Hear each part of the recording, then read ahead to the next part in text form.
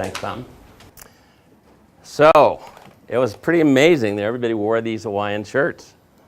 And my standing statement is you can't be angry and wear an Hawaiian shirt at the same time. And the more you think about that, and we've, part of the background that I bring, and everyone has their different ideas of brain and creativity and all this, and I just have to say what I do is I bring my own, which I've gleaned from all sorts of different people. My background was working with guys like Marshall McLuhan. I worked with him for 10 years, who I think was individually the greatest brain I've ever met. And I also worked with Peter Drucker for a year at the Tarrytown Conference Center in New York. We were on a group of 100 that were called the 100 most innovative executives in the country. And we met 6 times a year. Bob Schwartz started the Tarrytown Conference Center. And so that was interesting. And so all these, I was an English major and quit before I got a PhD in literature and film and religion. And so all of that really, I think, really helps prepare you for the state of the world today. Because there, you know, what you said, is it Anita? Annie. What Annie said is true. This is the greatest time in the world. And, you know, and I think everyone should be so excited about the opportunities that are there. As McLuhan told me once, breakdown is always breakthrough. That's one of the rules that we'll talk about. But to really see these things work out. So here's what we're going to do. We're first of all going to talk about the interplay of the brain and a look at some neuroscience and brain technology, because I think a lot of left brain people don't think they're creative, and I think it's all in the definition. And so it's not like, quote unquote, and I see this in all companies. We were setting up a director of mirth program at Apple Computer in Cupertino. And some of the guys, the technical guys, said, yeah, leave that to the creative people. And you know, we tend to think that, oh, you're so creative, and these are kind of wild-ass people that think up these ideas, but they never work unless you get the really creative structural person who can roll things out and execute. So, and a lot of us, and somebody said they didn't want to clone, Bob said he didn't want to clone himself. Well, the last thing you'd want to do is clone yourself. What you want to do is get an opposite to take care of your weaknesses. So we're going to talk a little bit about that and do some creative things. I think the goal at the end of this is that you, Margaret Mead once said in her last book, Culture and Commitment, the best thing we can do is raise the level of consciousness. And so that wherever you are, you're up a level from that. So that as you go through your day, everything becomes an act of creativity. And I think that's the way we're going to make this thing work. I've done a lot of work in positive psychology, worked with Martin Seligman, who is the father of positive psychology, and Chris Peterson from the University of Michigan. And one of the things we know, and why you wear a Hawaiian shirt, is because you can't be angry and be creative. You can't solve problems and be angry. I mean, you choose one or the other, but you can't do both.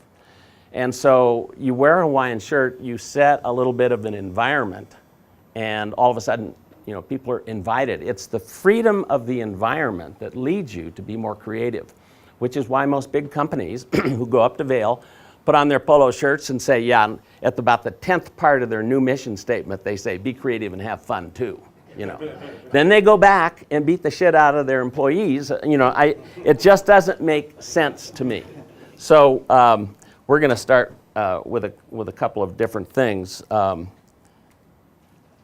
Carl Rogers, one of my favorite psychologists, and one thing about leaving the insurance business, let's say, and going into the business you're in, is you find that every day you feel better at the end of the day. I mean, insurance is a great thing, and you can be creative with insurance, but when you're fulfilling and you try something and you take the risk and it makes it, or at least you know why it didn't make it, both those things, that's all much more fulfilling than not trying something creative.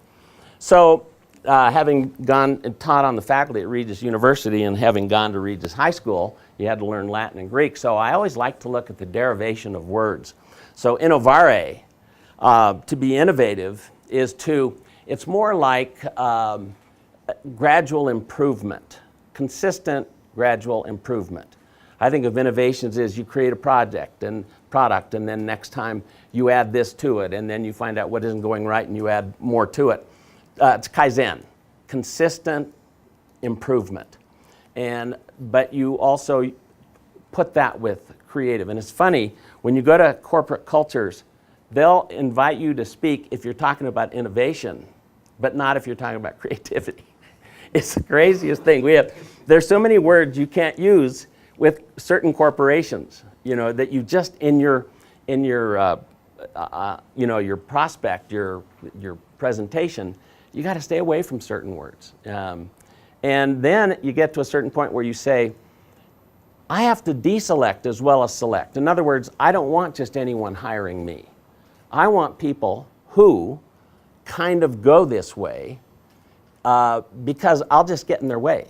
If they hire me, for one department hires me and everyone's getting creative and the whole rest of the company is on a whole corporate culture that's against or afraid of creativity. So, part of the fun about getting creative is that pretty soon you begin to select your audiences. It's what my ideal client list is. Number one, people who pay. Number two, it's people that really want to go this way. So you have to ask them questions as well as them asking you. And that's what I do for a living, is go around and give talks to corporations and then do some consulting. And I think this is where we get stuck. We tend to fall into set ways of doing things, and we'll talk a little bit about how our brains are composed and neuronical pathways that are great shortcuts for us, but also they freeze us. And so the other thing is we always are looking for one answer. We're saying, what is that answer? There's always 5 answers. And we stop after one answer. And then we go through all this stuff as, when we talk about the act of creativity from a left brain point of view, the last part really is verification.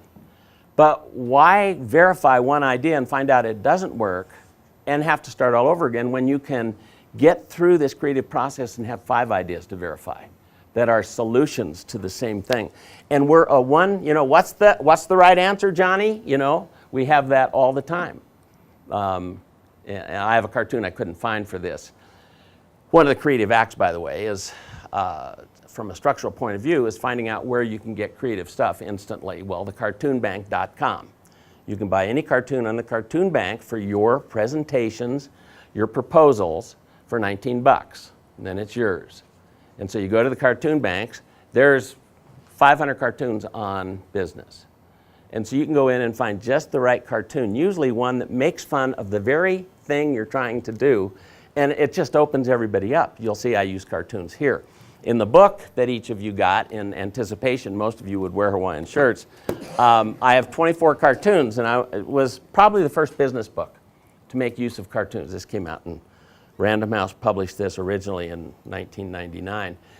But what I found out is for left brain people, cartoons have to fit with the context.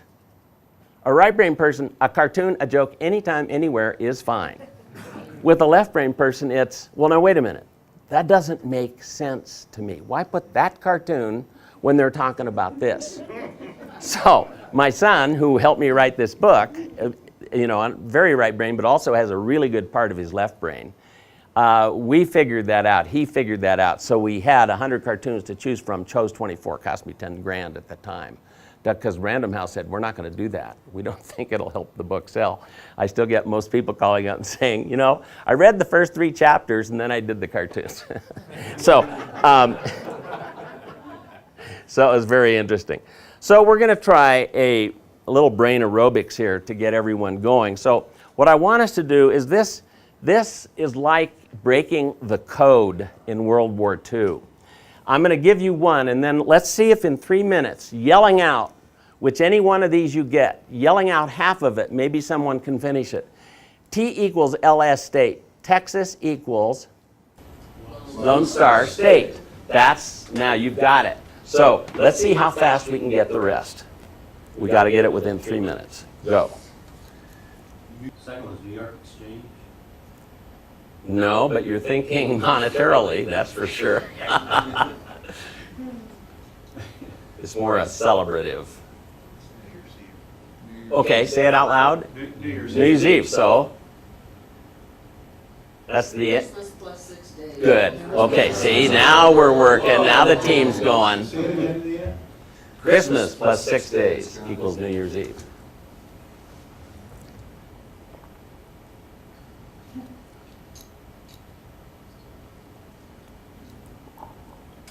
Two minutes. No. That's good, though. Adam and Eve were in the Garden of... Perfect. A little biblical scholar over here. Oh, don't go there. Yeah. No news is good news. Good. My favorite location in South Pacific are both. Ooh, you got it going. Something in South Pacific Are both- musical comedy. Right. Good. My Fair Lady. My Fair Lady. Good. See how the creative team is beginning to work? You got 1 minute. There's a numerical one in there that the left 40 brain. plus 6 zeros equals 1 million. Right. Right equals right equals right. No, but a da da da da da da da da. Shakespeare. Roses, roses. A rose is a rose is a rose. I wanted to say two wrongs is a right. Yeah, wrong. Yeah, right. Good. Right, good. Spelling doesn't mean much anymore. Let's see. Al Lewis and some we're all Americans. No. But that's, yeah, Assassinated. yeah. So now, see how this works? William McKinley. Yeah. And Yeah, James Garfield. Good. This hurts.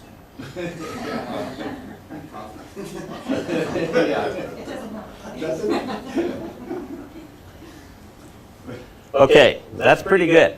But you notice how once you get going and people start speaking out, creativity kind of is an outer. It's the other reason I love Hawaiian shirts. Again, back to Margaret Mead. Costume outers inner moods. Uniform keeps moods inside. You have to have soldiers that march together, choirs that sing together. That's why choirs wear uniforms and soldiers wear uniforms. But for creativity, you don't want groupthink. You want this going on. So you can't be formal you can wear a coat and tie and be very creative, but you can't set a formal environment, ask everyone to wear coats and ties. And we'll talk about some of the inventive ways that some corporations are now doing creativity meetings. Okay, so. I'm sorry, could you answer the very bottom? If I gave you the answer, parts of speech. non-group pronouns. Yeah. It's the easiest one on there, to be honest with you. Okay, so now we're gonna do another one, and this speaks to your. Do you go by Lola Yeah, I do. or B Lola? No, I go by Lola. Okay, good. B Lola, sounds like being John Malkovich. You be Lola, then you're gonna be all right. So we're gonna do a little exercise here that. And this, when I first did it, creativity takes a lot of guts.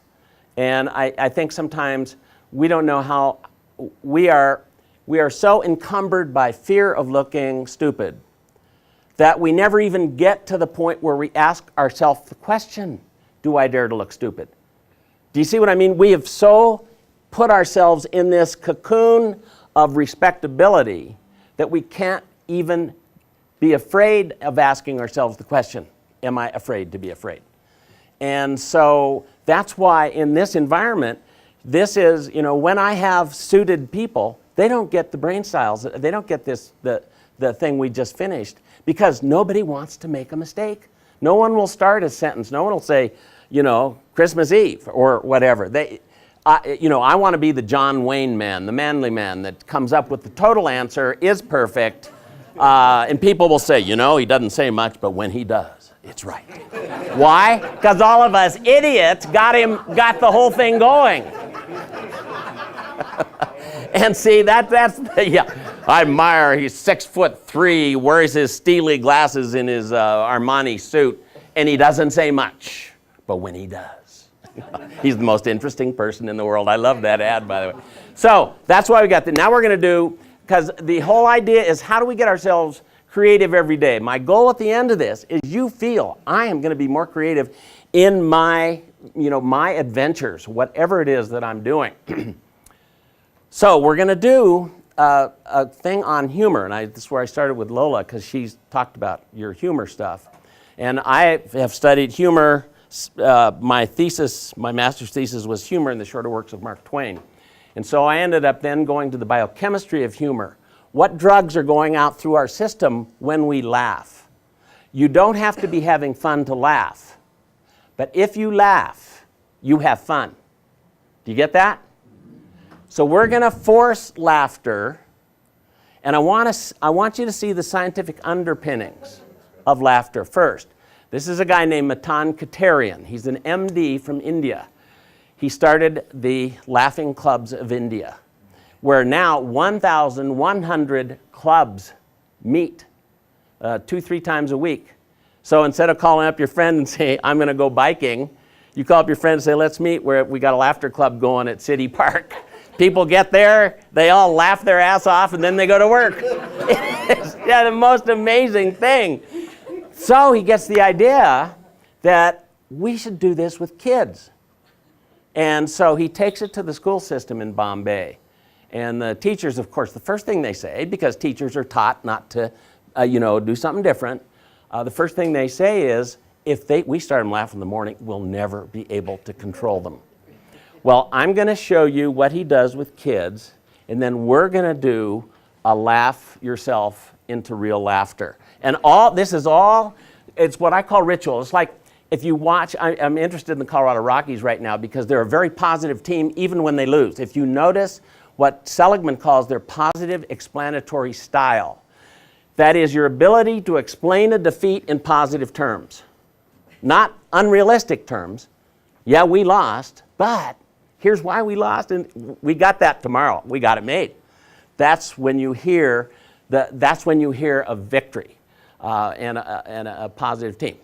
So the on-deck circle is my favorite thing because that's what we're going to be doing. Everything I'm doing in this very first part is your on-deck circle.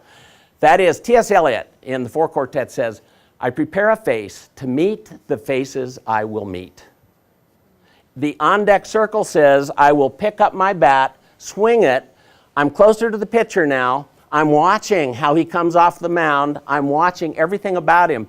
I'm preparing a face to meet the pitcher I'm going to meet. But you never go from the dugout straight to the plate. You don't go from here to say, okay, let's sit down and get creative. No, you have a ritual that you got to go through. The Greeks knew this. All war was built on rituals the night before. The Native Americans knew that. You do the dance, you put on the war paint, you prepare a face to meet those faces you will meet.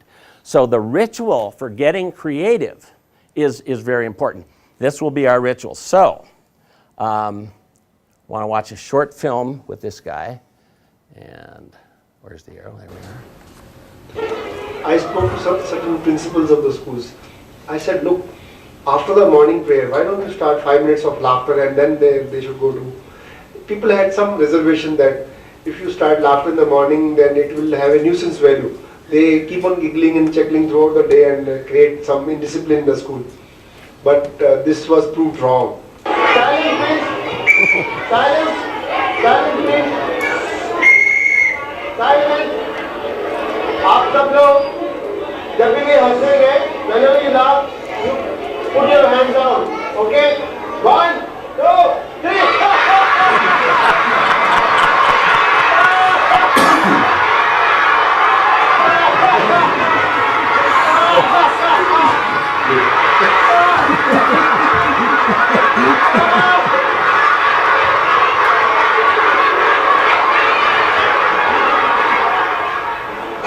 tell you that this is a yogic technique of laughter.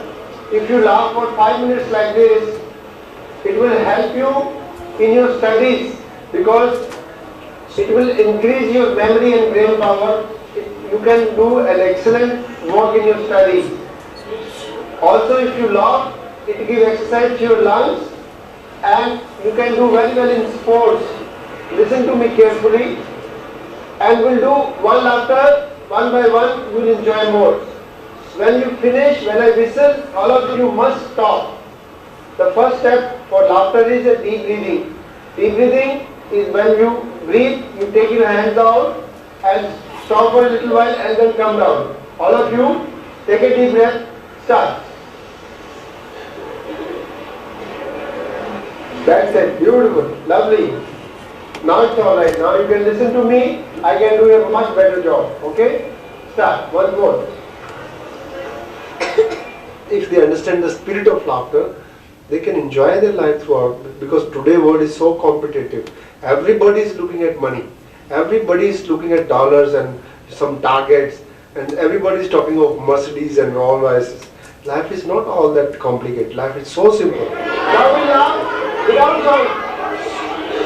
Without sound, move from here like this, no sound.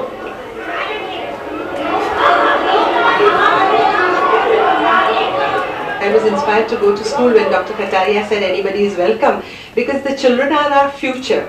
And if we could guide them and make them laugh all the time, so even if they, in their teens or whatever, they go through depression or something, they'll just laugh it off, and that will make the world a little more stronger. All the children are the best in the world. Yeah! You are loving the best in the world. Yeah! This school is best in the world. Yeah! No tension for the exam. Yeah! Ho, ho, ha, ha, ha. Ho, ho, ha, ha, ha. Ho, ho, ha, ha, ha. Ho, ho, ha, ha, ha. Ho, ho, ha, ha, ha. Okay. Yeah, so very interesting. And by the way, there's a great book out. It's the most boring book you've ever read, except it's really great about the anthropologic beginnings of laughter. And literally, a person who is a scientist who recorded laughter all over the world and then broke it down in an audio lab to get, is there a standard way we laugh? Well, first of all, anthropologically, it was the victory cry. So that, let's say, 5 of the tribesmen were out there capturing a woolly mammoth, and the tribes people are back, hoping that when the relief and the joy comes out in a cry that they can tell totally different from a cry of anguish. And that is the victory shout. The victory shout over eons of time becomes laughter. And we can use laughter to really open up, to secrete dopamine, norepinephrine, serotonin, and endorphin, which puts us in the kind of the right mood for laughter. The second part is, what this guy discovered was the basic pattern for laughter is ho, ho, ha, ha, ha. That's why Matan Katarian, MD, uses it.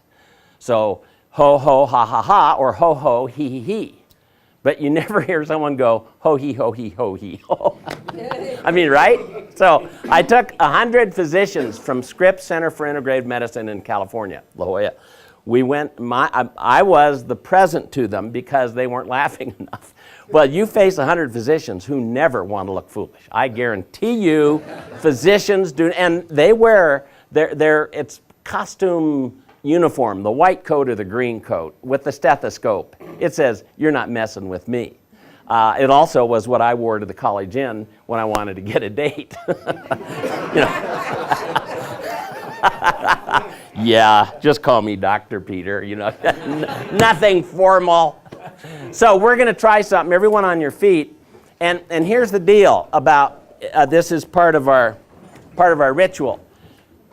When you go out dancing and you haven't been dancing for a while and you start dancing, you're doing the old stuff you did in high school. And pretty soon, as you get into it and you've had enough to drink, your arms start going up like this and you start moving around. Arms going up, always a sign of positivity. but also vulnerability. It says, I don't mind looking stupid, because in fact most of us do, but since we're all doing it at the same time. So what I want you to do is we're going to do a ho ho ha ha ha about 5 times, fairly rapidly, but I want you to move, look at each other, and see if you can laugh yourself into, fake it till you make it, laugh yourself into real laughter. So we're going to go 5 times. It's going to go ho ho ha ha ha, ho ho ha ha ha. You ready? Hands up. Here we go. Look at each other. Ho ho ha ha ha, ho ha ha ha, ho ho ha ha ha, ho ho ha ha ha. Get into it. Ha ha ha, ho ho ha ha ha. Okay, that's good. Now, this is the real one. You even have a few, but you breathe to the base of your lungs where blood pools, so you've got a higher octane of blood-oxygen combination. This one is the bow and arrow of laughter, so it goes ho, ho, ho, ho. Okay, you ready? We'll do it 4 times. On the 4th time, we want to go as long as we can. You ready? Ho, ho, ho, ho. Ready again? Ho, ho, ho, ho. 2 more times. Ho, ho, ho, ho. Last time, and keep it going. Ho, ho, ho, ho.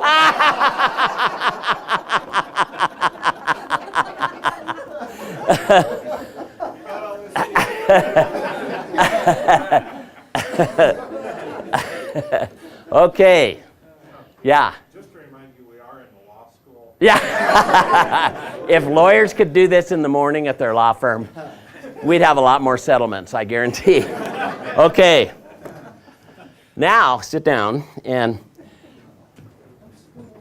we're going to do the second of our, let's see here, the second brain aerobics. You ready to go? We got 3 more minutes now. On your mark, get set, go.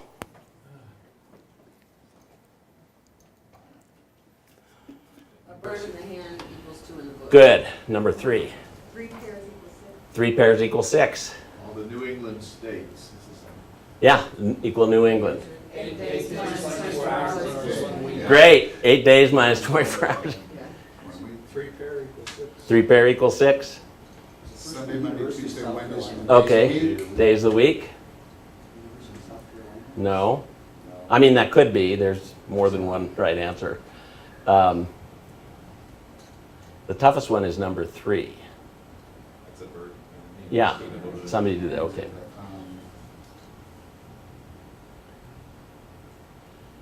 Any left?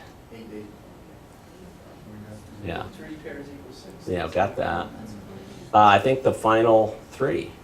Yesterday minus 3 days equal. Yesterday minus 3 days equals today. Yeah, great. The second to the last one.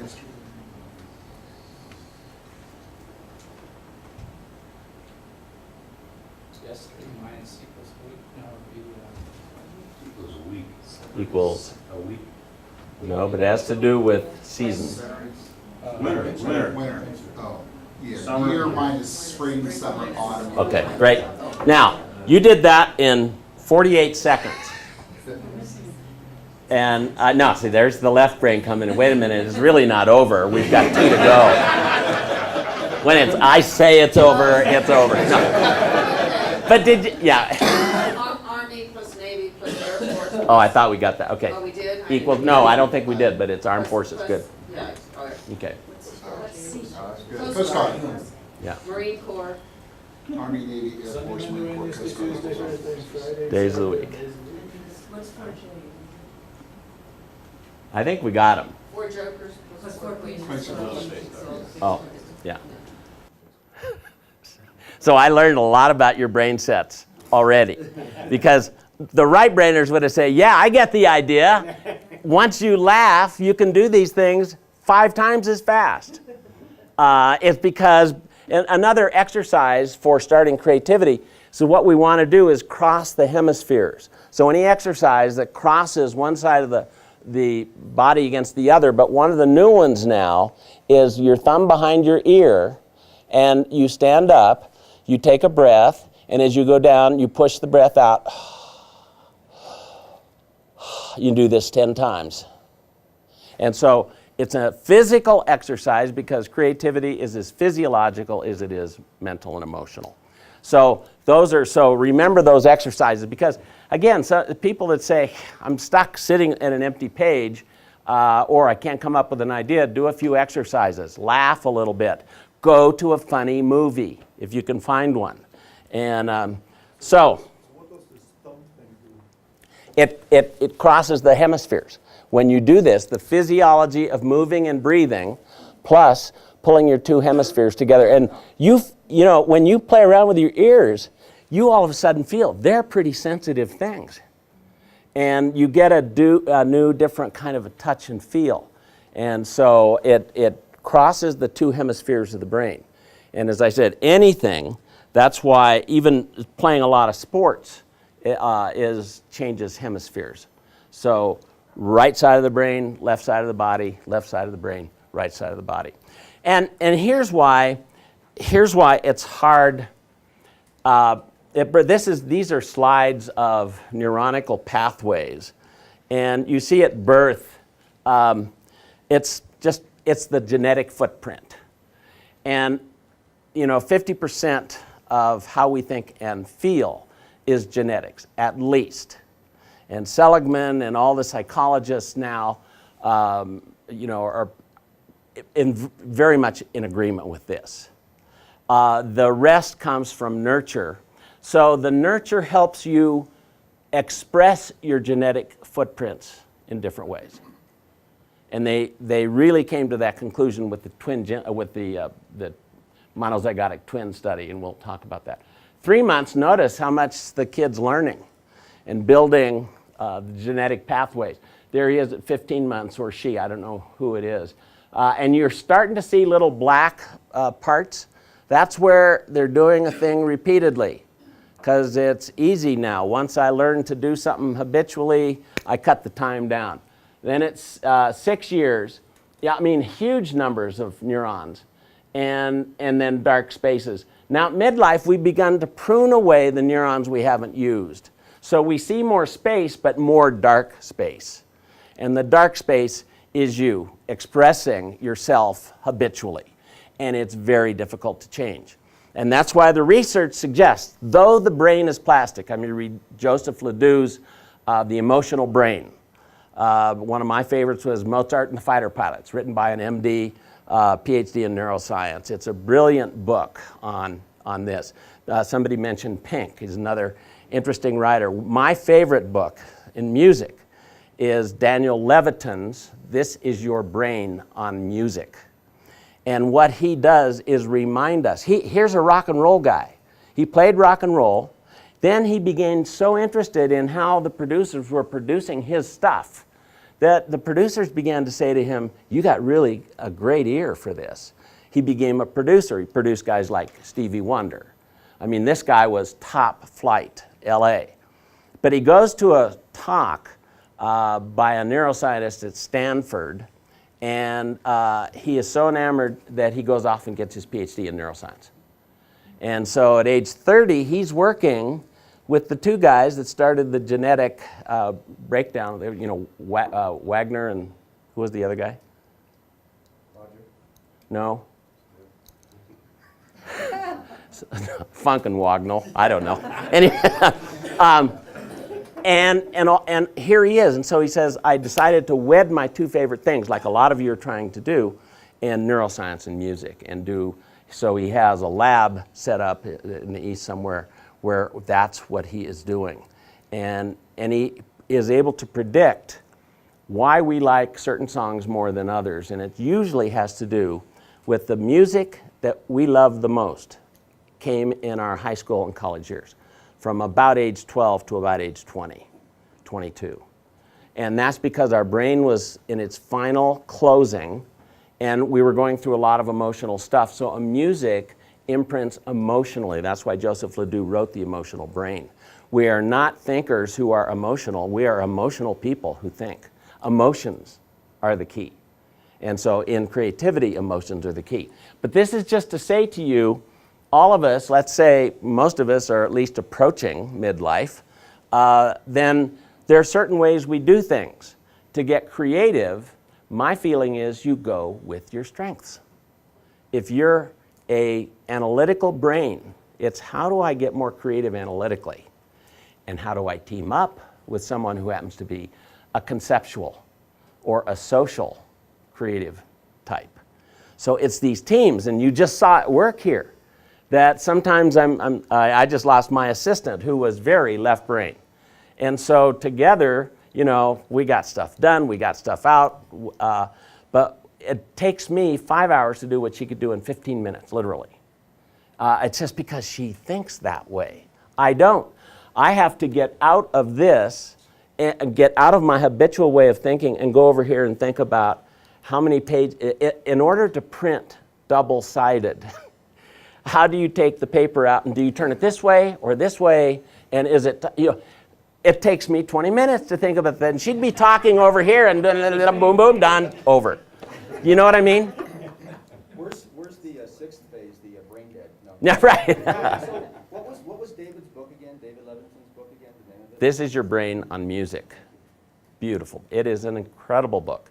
And he's able to bring in, I mean, you know, when you listen to a symphony, you're listening for a lot of different things. And the symphony in general is more left brain because we had to have the alphabet, which the Italians invented in the 11th century, in order to write music which people could play together. You can't have a symphony without writing. You can have jazz without writing. And the different musical forms. And it's very exciting to read through it and see what you already knew, but now you're getting the scientific underpinnings behind it. Her right brain agreed to go out with me, but her left brain just called to cancel. So here she is, the night before, she's at a bar, meets this all right guy. After 3 drinks, she's, okay, that's fun, I'll go out tomorrow night, who cares? The next day, her left brain says, now, Susie, this guy is a loser.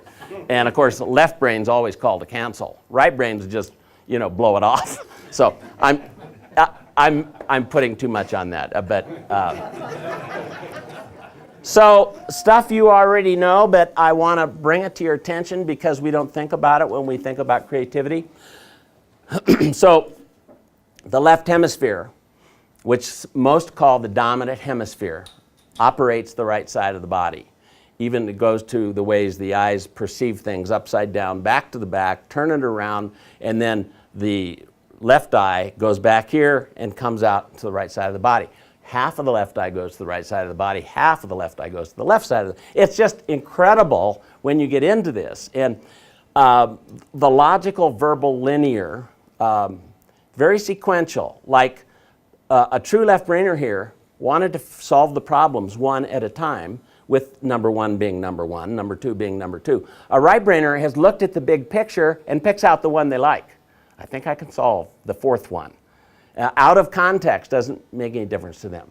And so the systematic, get the system right. I flunked algebra at Regis High School. Only one from Father Krieger in 26 years, who was a German who took this so personally that I had to go to summer school with him and him alone.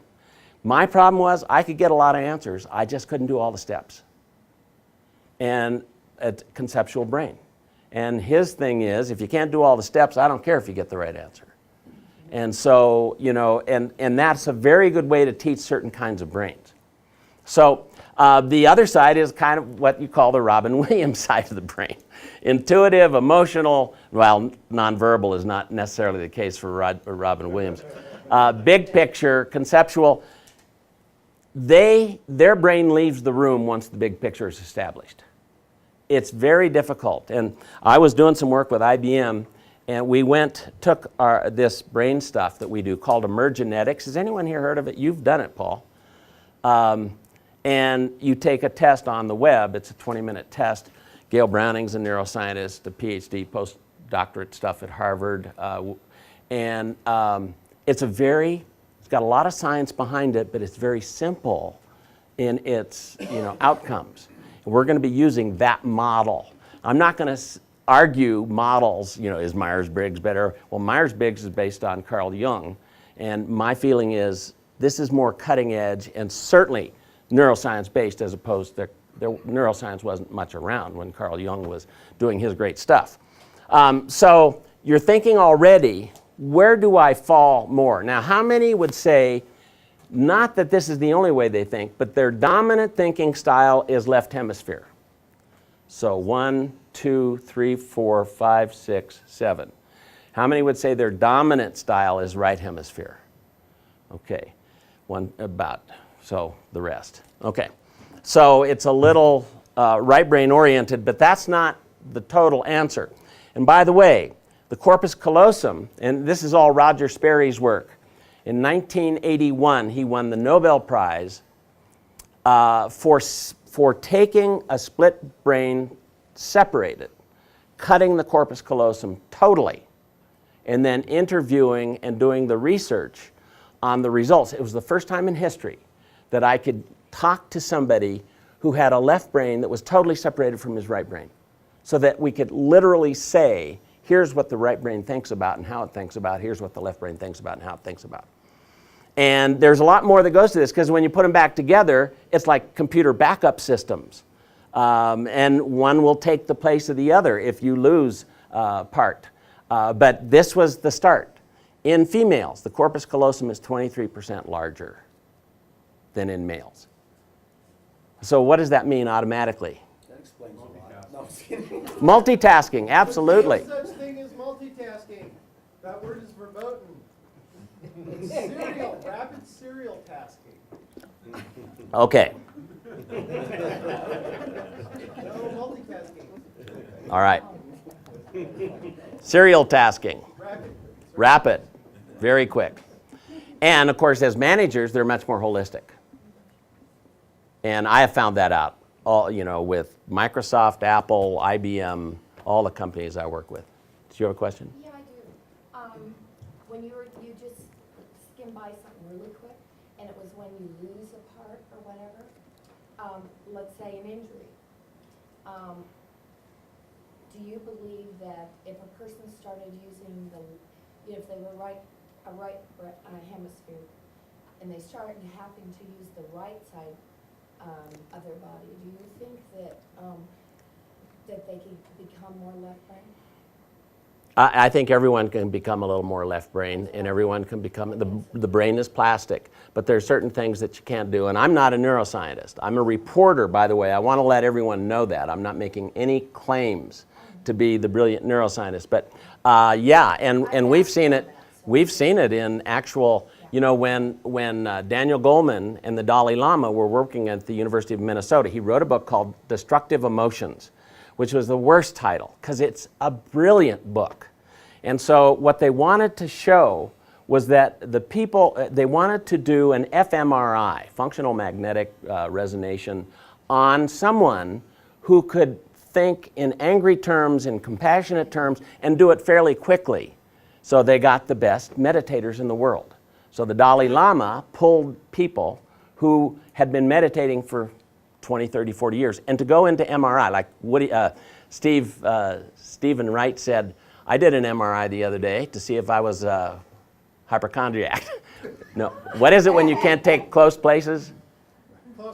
Claustrophobic, yeah, sorry, I screwed up the joke, but you get it. So his MRI proved that he was claustrophobic. So, but a monk going into, it's like going on holiday. And so the monks would go in there and dream and meditate on anger, and then the fMRI would follow the brain. And then they would change to compassion. Now that's what destructive emotions were all about, because at the end of it, what he's talking about is, and again, this is in positive psychology, is that the destructive emotions, of course, anger, fear, disgust, and shame, the basic four, were really to help us survive as a culture. And now they're all looking at positive emotions, and Barbara Fredrickson's new book called Positivity. I don't like that title either, because it sounds too Pollyanna, skipping through the fields of daisies. But, positivity uses the positive emotions as now the furthering. It's almost like reading Teilhard de Chardin, the furthering of positive emotions are now essential for the growth of the race. So, any rate, I wanted to show you this because we're going to be talking about this. I'll be happy to give you innovative thinking. What are the guidelines? You know, and you look at the guy with his coat and tie and, you know, the manager saying, oh no, I chose the wrong guy. But as a matter of fact, you can have guidelines and do creative thinking. So, but it's fun to look at. And Seligman pointed out, as I already mentioned, genetic inheritance and nurture. So the whole nature-nurture. What happened was so there was a big battle going on, and some psychologist in a rare practical moment says, let's study monozygotic twins who were separated right after birth.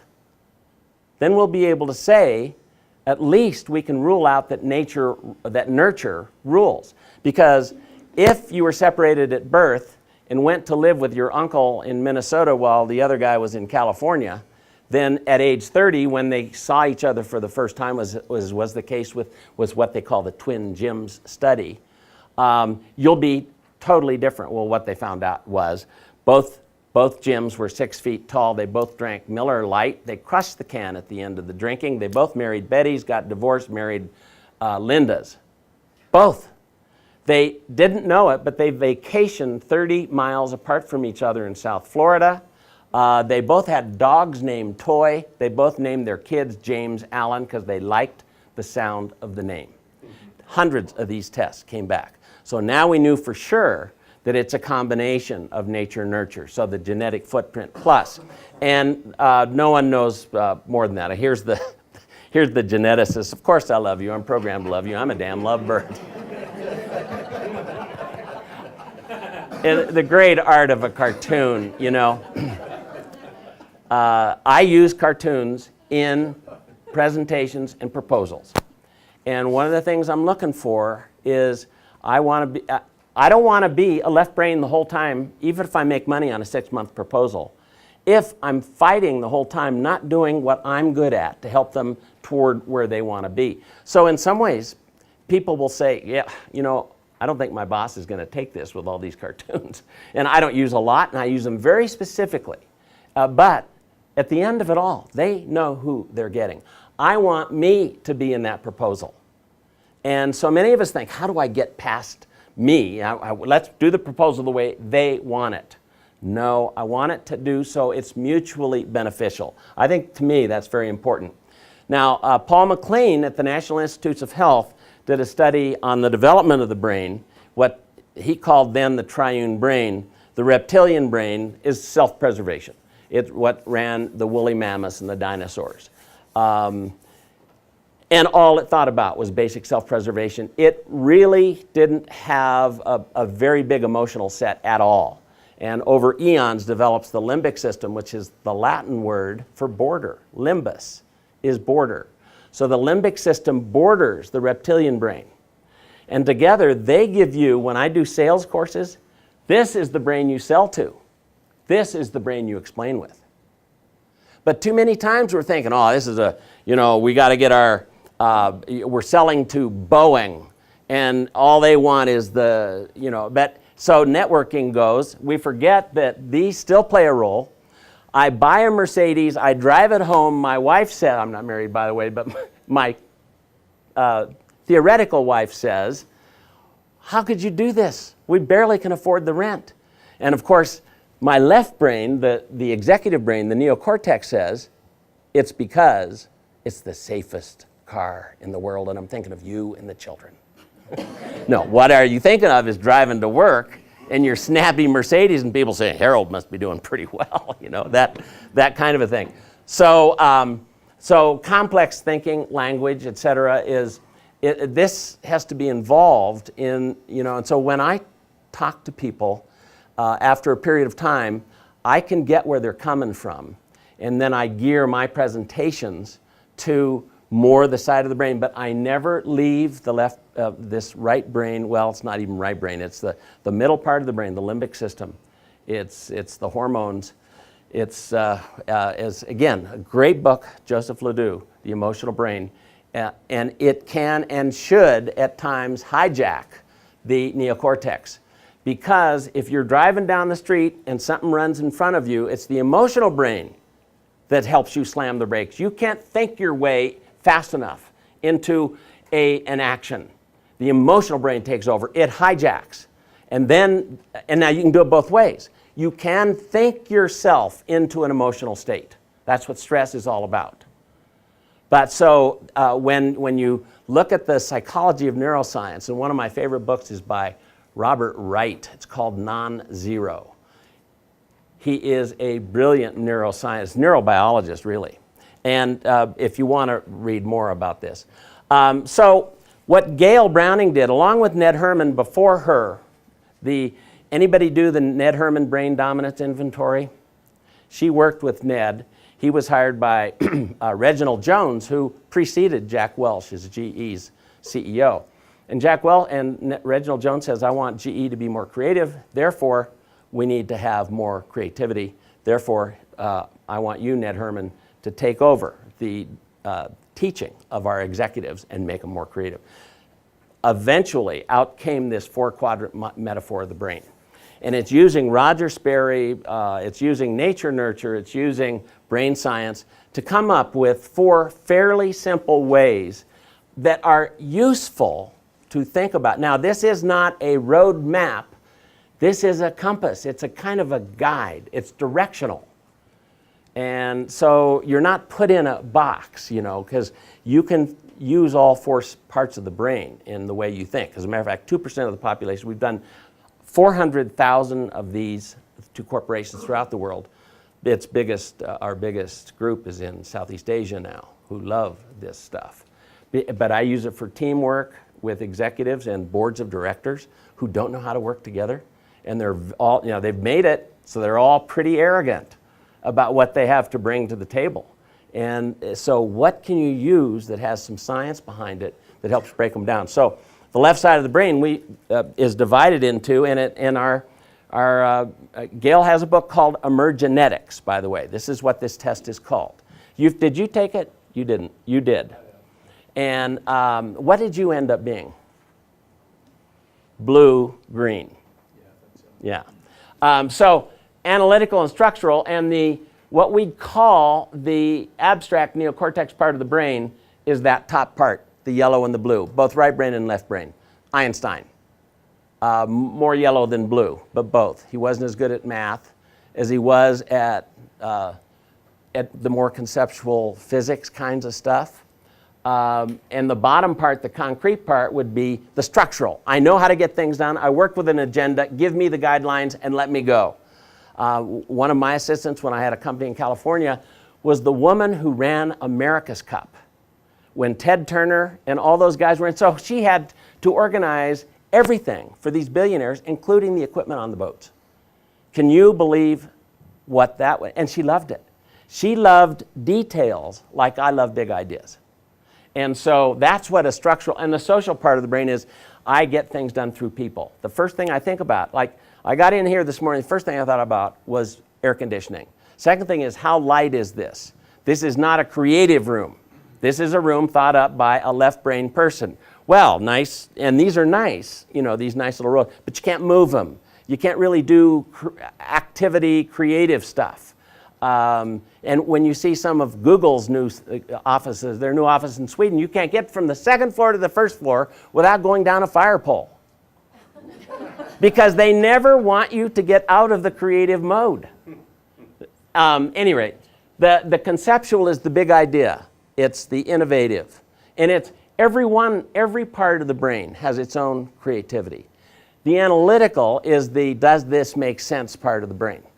And so you can be very analytical and very conceptual, and you can be very analytical and very structural. They're 2 different people.